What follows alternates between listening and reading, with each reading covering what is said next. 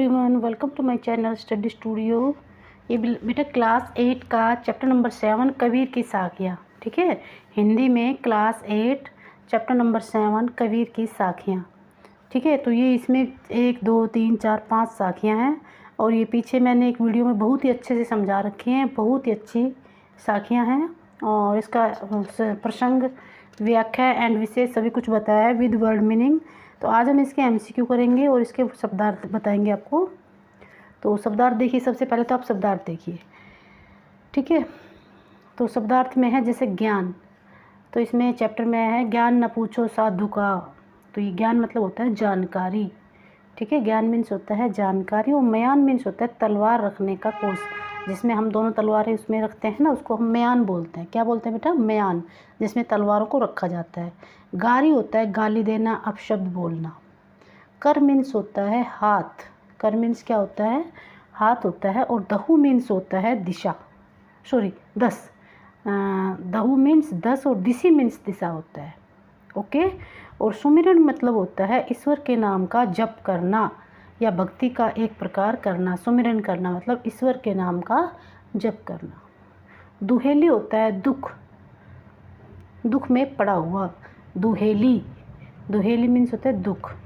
बैरी होता है दुश्मन, बैरी मीन्स होता है दुश्मन। और आपा मीन्स होता है अहम, आपा मीन्स क्या होता है? अहम। इसके बाद मैं इसके एमसीक्यू बता रही हूँ आपको। एमसीक्यू आपको बड़े ही ध्यान से सुनने हैं और अभी के अभी आपको सारे याद हो जाएंगे।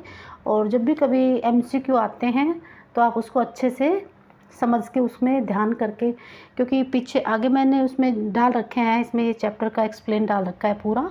अगर आप वो एक्सप्लेन सुन लेते हो बेटे, चैप्टर को ज़रूर सुना करो, क्योंकि चैप्टर सुनने से और पढ़ने से कंप्लीट क्वेश्चन हल हो जाते हैं। क्योंकि कहीं से कोई क्वेश्चन हम छोड़ भी देते हैं तो जो चैप्टर पढ़ा हुआ होता है तो वहाँ से कोई घुमा फिरा के आ भी जाता है ना, तो बच्चे कर लेते हैं, ठीक है। तो चैप्टर को ज़रूर देखना चाहिए।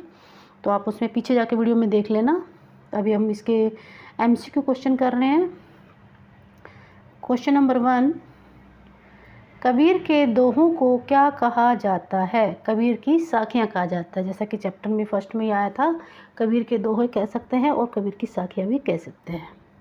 साधु से हमें क्या नहीं पूछना चाहिए? साधु से हमें कभी भी ज्ञान, उसकी जाति नहीं पूछनी चाहिए, क्योंकि साधु के अंदर ज्ञान होता है। तो साधु से हमें कभी भी उसकी जाति नहीं पूछनी चाहिए। इसमें एक पहरा भी है, कौन सा है वो? जाति न पूछो साधु की, ठीक है। जाति न पूछो साधु की, पूछ लीजिए ज्ञान, मोल करे तलवार का, पड़ा रहन दो म्यान। ये जो साखी है ये इसीलिए है, ठीक है। तो जाति हमें कभी भी साधु की नहीं पूछनी चाहिए कि वो किस जात, उसका ज्ञान देखना चाहिए हमें कितना ज्ञान है। नेक्स्ट है, कबीर दास जी ने संत की सबसे बड़ी विशेषता क्या बताई है? संत की सबसे बड़ी विशेषता होती है ज्ञान, कि उसके अंदर कितना ज्ञान है। और कबीर दास के अनुसार हमें किसका मोल करना चाहिए? हमें तलवार का मोल करना चाहिए या म्यान का मोल करना चाहिए? तो कवि के अनुसार म्यान का नहीं, तलवार का, धार का मोल करना चाहिए।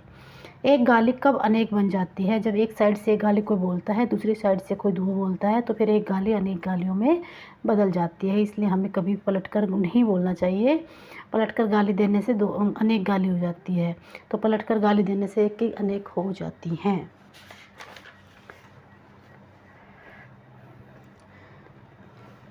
क्वेश्चन नंबर 6 देखिए बेटा, कबीर दास के अनुसार हमें गाली का उत्तर कैसे देना चाहिए? कबीर दास के अनुसार हमें गाली का उत्तर कैसे देना चाहिए? मौन रहकर, चुप रहकर गाली का उत्तर देना चाहिए, फिर अनेक नहीं होती। कबीर ने कितनी दिशाओं में मन का घूमना बताया है? 10 दिशाओं में। मन 10 दिशाओं में हमारा घूमता रहता है। नेक्स्ट है क्वेश्चन नंबर 8, माला तो कर में फिरे जीभी फरे मुख माही, मनवा तो दहु दिशि फिरे यह तो सुमरन नाही। इस दोहे में कैसी भक्ति का उल्लेख किया गया है? जो लोग माला को हाथ में लेकर जीभ में मुख में फेरते रहते हैं और मन उसका चारों दिशाओं में फैलता रहता है, घूमता रहता है, ऐसे ये सुमरन नहीं होता। इस दोहे में कैसी भक्ति का, इसमें पाखंडपूर्ण भक्ति का वर्णन किया गया है, ठीक है। सगुण, निर्गुण और साखिक और पाखंडपूर्ण, पाखंडपूर्ण इसका आंसर ठीक है। कबीर ने किसकी निंदा न करने का उपदेश दिया है? कबीर ने, निंदा मतलब कभी भी हमें छोटी चीज़ों की निंदा नहीं करनी चाहिए, घास को हमें तुच्छ नहीं समझना चाहिए, इसमें ऐसे आया था। तो कवि ने घास की निंदा न करने के लिए कहा है। किसका संसार में कोई वैरी नहीं होता, जिसका मन शीतल नहीं होता, जिसका मन शांत नहीं होता, उसका संसार में कोई वैरी नहीं होता। जिसका मन शांत होता है, शीतल होता है ना, उसका दुनिया में कोई भी वैरी, कोई दुश्मन नहीं होता। आपा शब्द का क्या अर्थ है? आपा शब्द का अर्थ होता है अहंकार। क्या होता है? अहंकार। ठीक है, तो ये इसमें 11 ही क्वेश्चन थे एमसीक्यू में। आशा सभी को समझ में आ गए होंगे और याद भी हो गए होंगे। और अगर आपको वीडियो अच्छी लग रही है तो लाइक एंड सब्सक्राइब कीजिए, कमेंट करिए। और पीछे वीडियो में आप उसकी साखियों को आराम से उसमें देख सकते हैं। ठीक है बेटा, और सभी बच्चे ध्यान से बड़ी गहराई से पढ़ा करो। ठीक है, तभी आपके अच्छे नंबर आएंगे, आपके पेरेंट्स भी खुश हो जाएंगे। ओके बेटा, थैंक यू।